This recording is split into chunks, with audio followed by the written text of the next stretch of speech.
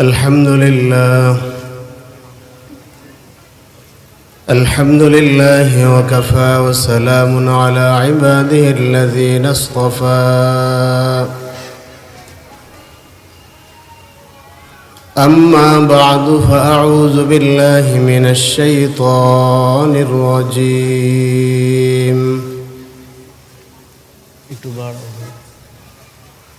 بسم الله الرحمن الرحيم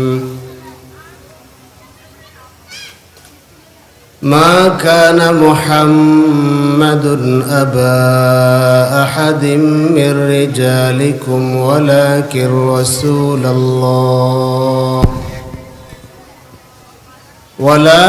رسول الله وخاتم النبيين وكان الله بكل شيء عليما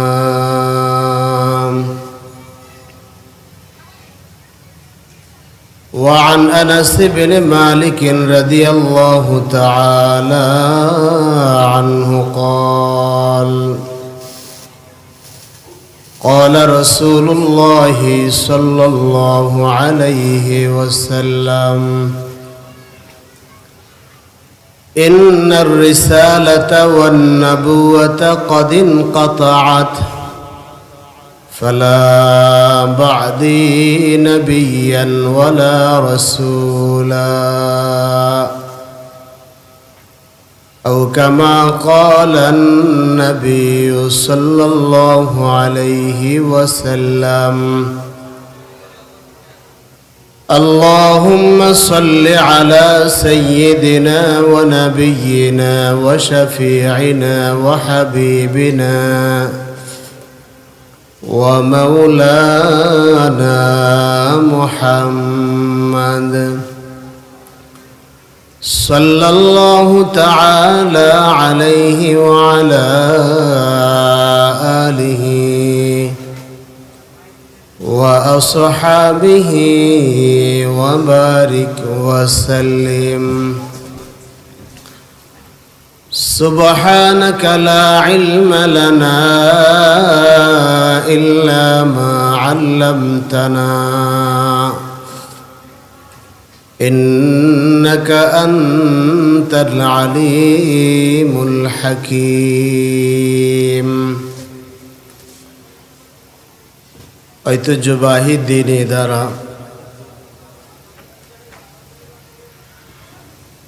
জামিয়া ইসলামিয়া জুমেরিয়া আশরাফুল উলুম আশরা মাদ্রাসা কর্তৃক আয়োজিত 2 দিন ব্যাপী বাৎসরিক মাহফিলের প্রথম দিনের বাদে আসর দোয়া কবুল হওয়ার গুরুত্বপূর্ণ সময় আল্লাহ আমাদেরকে আসবার বসবার দ্বীনি কথা বলবার শুনবার সুযোগ দিয়েছেন। অন্তরের অন্তঃস্থল থেকে কালিমাতু শুকর আদায় করছি আলহামদুলিল্লাহ।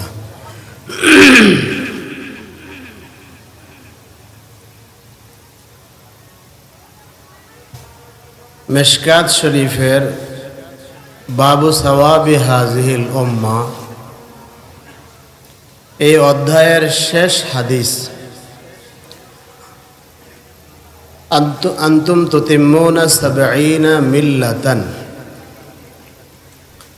আনতুম আখয়ারুহা ওয়া আকরামুহা আলাল্লাহি তাআলা। যে আখিরি উম্মত, এর মধ্যে 73টা দল বা 73টা ভাগ হবে। এই 73 দল বা 73 ভাগের মধ্যে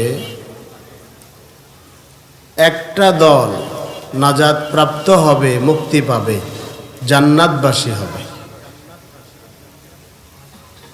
যেই দলটা নাজাত প্রাপ্ত হবে, মুক্তি পাবে, জান্নাতি হবে, এই দলের বৈশিষ্ট্য হলো আহলুস সুন্নাহ ওয়াল জামাআহ।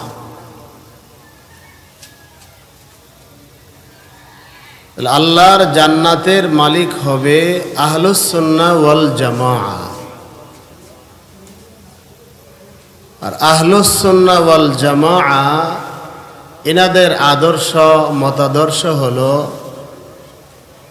মা আনা আলাইহি ওয়া আসহাবি। আমি রাসূল এবং আমার সাহাবায়ে কেরাম যে নীতি ও আদর্শের উপরে ছিল, এই নীতি ও আদর্শের উপরে যে জামাআত থাকবে তারাই আহলুস সুন্নাহ ওয়াল জামাআহ। আর যারাই আহলুস সুন্নাহ ওয়াল জামাআহ হবে তারা কোরআন ও সুন্নাহকে মজবুত ভাবে আঁকড়ে ধরবে। যেমন রাসূল বলেছেন, তারাকতু ফীকুম আমরাইন লান তাদিল্লু মা তামাসসাকতুম বিহিমা কিতাবাল্লাহি ওয়া সুন্নাতা রাসূলিহি। ওনাদের সব কিছুর ক্ষেত্রেই ওনারা কোরআন সুন্নাহকেই আঁকড়ে ধরবে। তাইলে নাজাত প্রাপ্ত দল একটি, নাম হলো আহলুস সুন্নাহ ওয়াল জামাআহ। আহলুস সুন্নাহ ওয়াল জামাআহ ওনারা কার অনুসরণ করবে?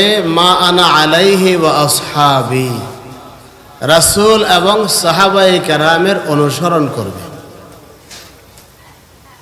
এবার কোন ব্যক্তি বা কোন দল যদি রাসূলের সমালোচনা করে বা সাহাবায়ে কেরামের সমালোচনা করে, তারা আহলুস সুন্নাহ ওয়াল জামাআর অন্তর্ভুক্তও নয়, নাজাত প্রাপ্তও নয়।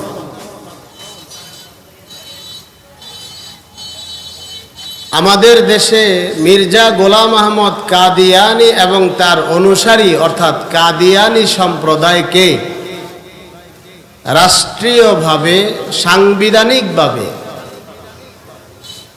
মুসলমান গণ্য করা হয়।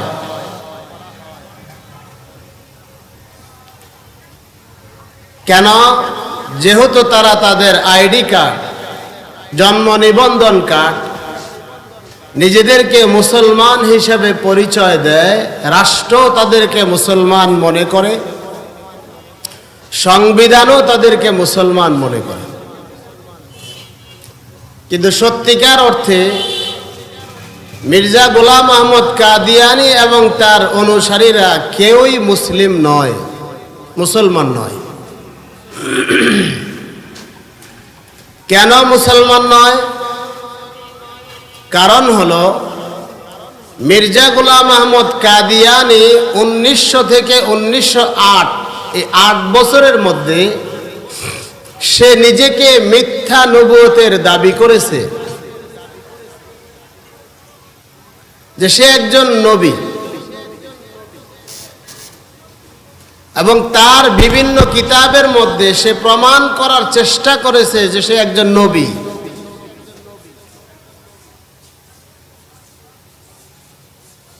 আর আল্লাহর রাসূল এই কথা পরিষ্কার দ্ব্যর্থহীনভাবে ঘোষণা দিয়েছেন যে ইন্নার রিসালাতা ওয়ান নবুওয়াতা কদ ইনকাতাআত। নবুয়তের ধারাবাহিকতাও বন্ধ, রিসালাতের ধারাবাহিকতাও বন্ধ। ফালা রিসালাতা ওয়ালা নবুওয়াতা বাদি, আমার পরে নবুয়তও নাই, রিসালাতও নাই। অন্য হাদিসে আল্লাহর রাসূল বলেন, আনা খাতামুন নবিয়্যিন ওয়া আনতুম খাতামুল উম্মাহ, খাতামুল উম্মাহ। আমি শেষ নবী, তোমরা শেষ উম্মত।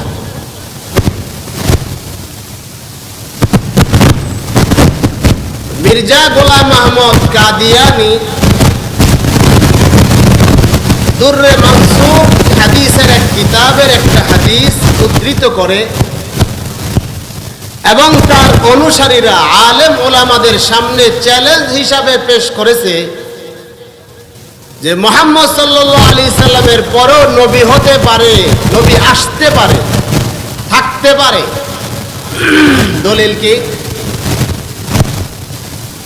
ইন্নাল্লাহা খালাকা সাবআ আরদিন ফি কুল্লি আরদিন আদামু কাআদাবিকুম ওয়া ঈসা ওয়া ঈসাকুম ওয়া নূহান কানূহিকুম ওয়া ইব্রাহিমা কাইব্রাহিমিকুম। আমরা বনি আদম যে জমিনে বসবাস করি, আল্লাহ তাআলা 7টা জমিন সৃষ্টি করেছেন। 7 জমিনের মধ্যে আমাদের বসবাসকৃত একটা জমিন। এই জমিনের মধ্যে আদম থেকে ঈসা মুহাম্মদ সাল্লাল্লাহু আলাইহি ওয়াসাল্লাম পর্যন্ত আল্লাহ তাআলা 1,24,000 পয়গম্বর আমাদের হিদায়াতের জন্য পাঠাইছেন। এরকম আরো 6টা জমিন আছে। ওই 6টা জমিনের মধ্যে এরকম মানুষ আছে, যেরকম এই জমিনে মানুষ আছে। এই জমিনের মানুষের জন্য আল্লাহ হেদায়েতের জন্য যেমন নবী পাঠাইছেন, ওই 6 জমিনের মানুষের হেদায়েতের জন্য আল্লাহ তাআলা নবী পাঠাইছেন। কিন্তু ওই মানুষগুলো আমরা দেখি নাই, ওই নবীগুলোও আমরা দেখি নাই। তাইলে 6 জমিনের মধ্যে আল্লাহ তাআলা অসংখ্য অগণিত নবী আল্লাহ তাআলা পাঠাইছেন। হতে পারে তারা এখনো আছে, আমাদের জানা নাই। তাইলে এই হাদিস প্রমাণ করে মুহাম্মদ শেষ নবী নয়, মুহাম্মদের পরও আরো নবী থাকতে পারে।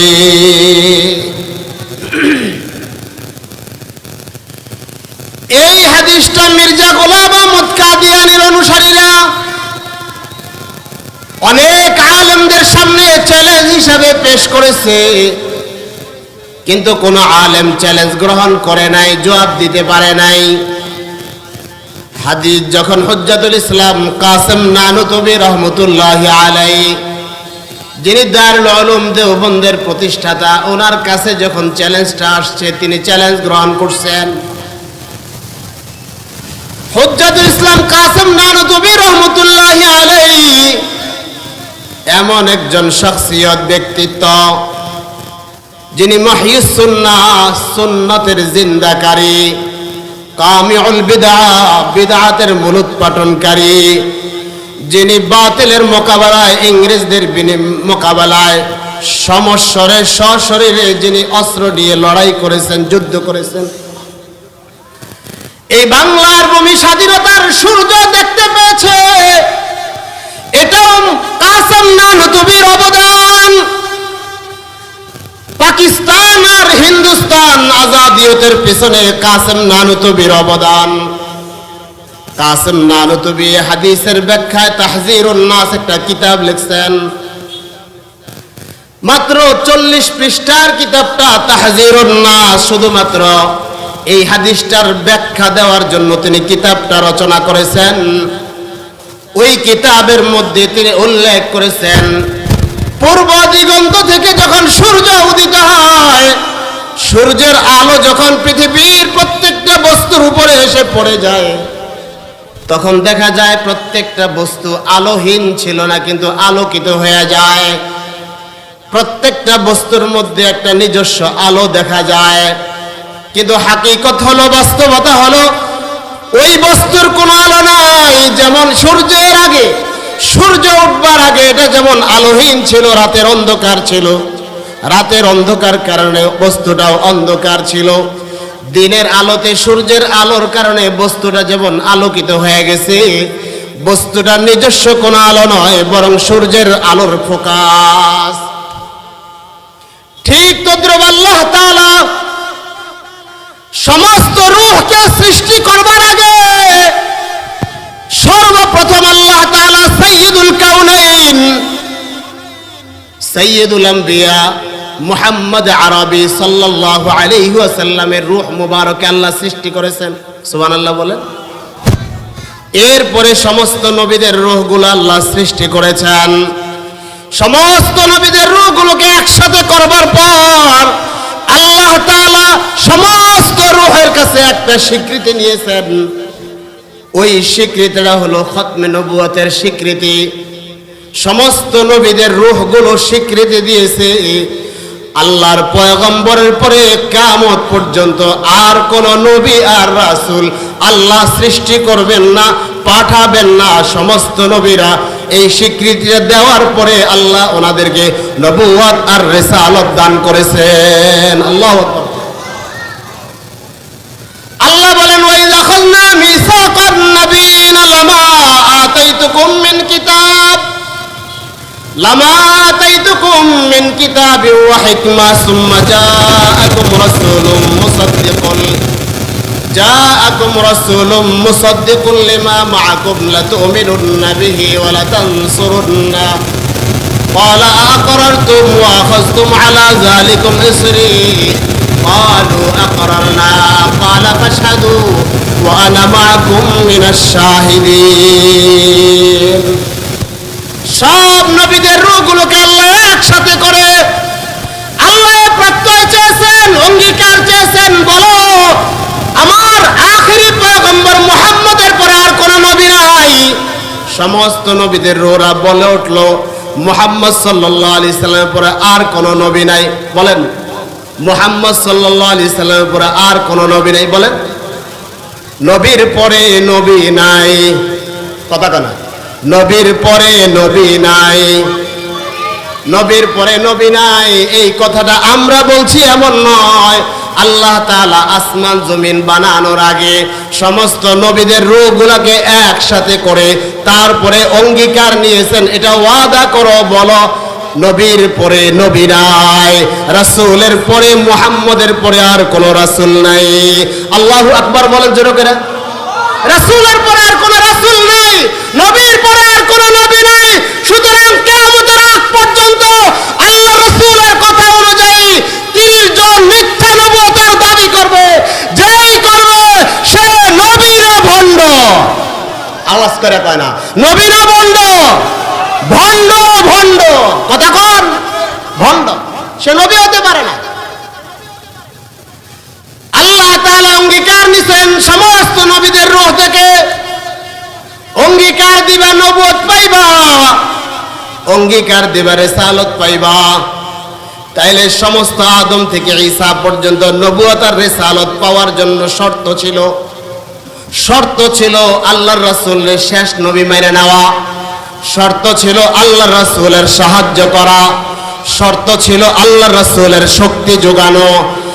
এমন কোন পয়গম্বর অতীত হয় নাই যেই নবীরা তার উম্মতকে আখেরি পয়গম্বরের কথা বইলা যায় নাই। তাওরাত বলেন, জাবুর বলেন, ইনজিল বলেন, যেই কিতাবের মধ্যে আল্লাহর রাসূল শেষ নবীর কথা স্বীকৃতি নাই। তাইলে আল্লাহর রাসূলের সময় আসওয়াদ আনাসি, আল্লাহর রাসূলের সময় মুসাইলামাতুল কাজ্জাব, আল্লাহর রাসূলের সময় তুলাইহা নামক মহিলা কতজন মিথ্যা নবুয়তের দাবি করেছে। আল্লাহর রাসূল মাইনা নেয় নাই, বরং তাদেরকে দমন করার জন্য সাহাবায়ে কেরামদেরকে যুদ্ধের জন্য কাফেলা পাঠাইছে। ফিতনা নির্মূল করো, খতমে নবুয়তের উপর আঘাত যেই দিবে এই ফিতনা নির্মূল করবা। এটা মিছিল দিয়ে হয় না, মিটিং দিয়ে হয় না, সমাবেশ দিয়ে হয় না, এটা যুদ্ধের মাধ্যমে দমন করতে হয় মুসলমান। আওয়াজ করে বলেন ঠিক কিনা? যুদ্ধ ছাড়া এটা হয় না। আল্লাহ রাসূলের সময় আসওয়াদ আনাসি মিথ্যা নবুয়তের দাবি করছে। ইয়ামানবাসীর কাছে রাসূল চিঠি পাঠাইছে। চিঠির প্রথম কথা হলো, হে ইয়ামানবাসীরা, ইসলামের উপরে দৃঢ় থাকো, মজবুত থাকো। আসওয়াদে আনাসির ফিতনায় জর্জরিত হও না, ঈমান বিক্রি করে দিও না। আজ আরেফাল কোম্পানিতে চাকরি করলে, প্রাণ কোম্পানিতে চাকরি করলে ওনাদের জবান দিয়ে, মুসলমানের জবান দিয়ে কাদিয়ানীর বিরুদ্ধে কথা বের হয় না। আওয়াজ করে বলেন ঠিক কিনা? কথা বের হয় না। এ মুসলমান, আল্লাহর রাসূলের সময় আসওয়াদ আনাসি মিথ্যা নবুয়তের দাবি করছে। ইয়ামানবাসীর কাছে রাসূল চিঠি পাঠাইছে। চিঠির প্রথম কথা হলো, হে ইয়ামানবাসীরা, ইসলামের উপরে দৃঢ় থাকো, মজবুত থাকো। আসওয়াদে আনাসির ফিতনায় জর্জরিত হও না, ঈমান বিক্রি করে দিও না। আজ আরেফাল কোম্পানিতে চাকরি করলে, প্রাণ কোম্পানিতে চাকরি করলে ওনাদের জবান দিয়ে, মুসলমানের জবান দিয়ে কাদিয়ানীর বিরুদ্ধে কথা বের হয় না। আওয়াজ করে বলেন ঠিক কিনা? কথা বের হয় না। প্রথম কথা, ইমানের উপরে দৃঢ় থাকো। 2 নম্বর কথা, আসওয়াদে আনাসিকে হয়তো প্রকাশ্যে অথবা গোপনে যে কোনো ভাবেই হোক তাকে হত্যা করো। সুবহানাল্লাহ কয় না?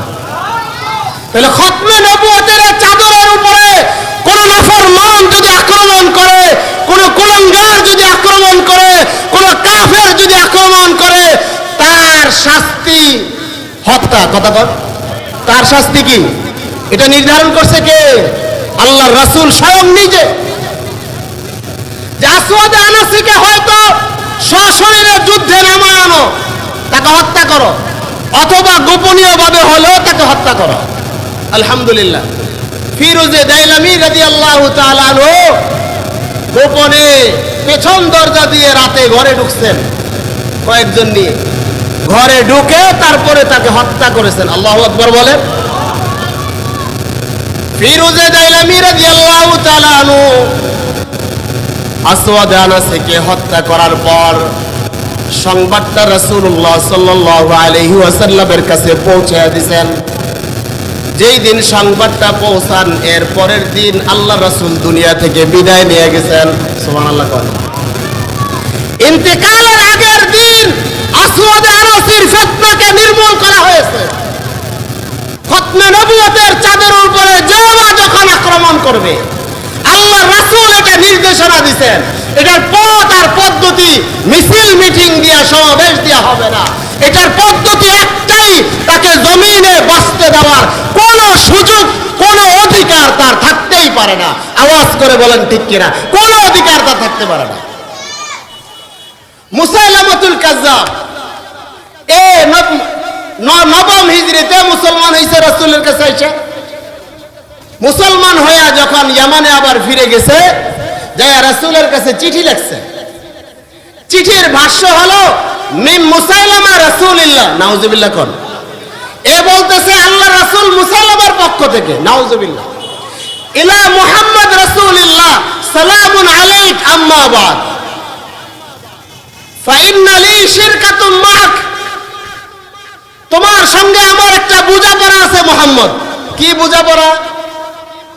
বোঝাপড়া হইল ইন্নাল আরদা নিসফুন লি ওয়া লি কুরাইশিন নিসফুন। পৃথিবীতে যত ভূখণ্ড আছে, জমিন আছে, এর অর্ধেক আমার নেতৃত্ব চলবে, অর্ধেক তোমার নেতৃত্ব চলবে। নাউজুবিল্লাহ কর। অর্ধেক নাকি মুসাইলামার নবুয়ত চলবে, অর্ধেক নাকি মুহাম্মদ সাল্লাল্লাহু আলাইহি সাল্লামের নবুয়ত চলবে। ভাগ করে লইতেছে। এরপরে ওয়াইন্না কুরাইশান কওমুন ইয়াতাদুন, অবশ্য মুহাম্মদ এবং তোমার অনুসারীরা একটা অবাধ্য জাতি। নাউজুবিল্লাহ বলেন, অবাধ্য জাতি। আল্লাহ রাসূল চিঠি পাওয়ার পর উত্তর দিলেন মিন মুহাম্মদ রাসূলিল্লাহ ইলা মুসাইলামাতিল কাজ্জাব। আল্লাহর রাসূল মুহাম্মদ সাল্লাল্লাহু আলাইহি সাল্লামের পক্ষ থেকে মিথ্যা নবুয়তের দাবিদার মুসাইলামা, মিথ্যা নবুয়তের দাবিদার মুসাইলামার কাছে সালামুন আলা মান ইত্তাবাল হুদা। রাসূল ওইভাবে সালাম দেন নাই, কারণ সে মুরতাদ হয়ে গেছে, কাফের হয়ে গেছে। যেহেতু মুসাইলামা মিথ্যা নবুয়তের দাবি করছে, সুতরাং সে আর ইসলাম মুসলমান থাকে নাই, সে কাফের হয়ে গেছে। সুতরাং কোন কাদিয়ানীকে সালাম দেওয়া জায়েজ নাই। কাদিয়ানীকে সালাম দেওয়া জায়েজ নাই। কাদিয়ানীর সঙ্গে বিবাহ সম্পর্ক করা, কাদিয়ানীর সঙ্গে কোনো লেনদেন করার কোনো সুযোগ নেই। সুতরাং সে কাফের হয়ে গেছে। আল্লাহর রাসূল বললেন ইন্নাল আরদা লিল্লাহ, এ মুসাইলামা, আল্লাহর জমিনে ভাগ করার অধিকার তোরে কে দিছে? আমি ঘোষণা দিলাম, জমিনের মালিক আল্লাহ। জোরে করে বলেন, জমিনের মালিক কে? আল্লাহর রাসূল বললেন ইন্নাল আরদা লিল্লাহ ইউরিসুহা মান ইয়াশাউ মিন ইবাদিহি ওয়াল আকিবাতু লিল মুত্তাকিন। সুতরাং এই জমিনে আল্লাহ কারে নবুয়ত দিবেন, কারে রিসালাত দিবেন, সিদ্ধান্ত আল্লাহর। তুই মুসাইলামা মিথ্যুক আর ভণ্ড, নবী হইতে পারে না। সুতরাং আমার পরে আর কোনো নবী নাই, আমার উম্মতের পরে আর কোনো উম্মত নাই। এই খতমে নবুয়তের আকীদা না রেখে কোনো মুসলমান যদি মারা যায় তাহলে সে কোনোদিন জান্নাতি হইতে পারে না, সে কাফের কাফের কাফের।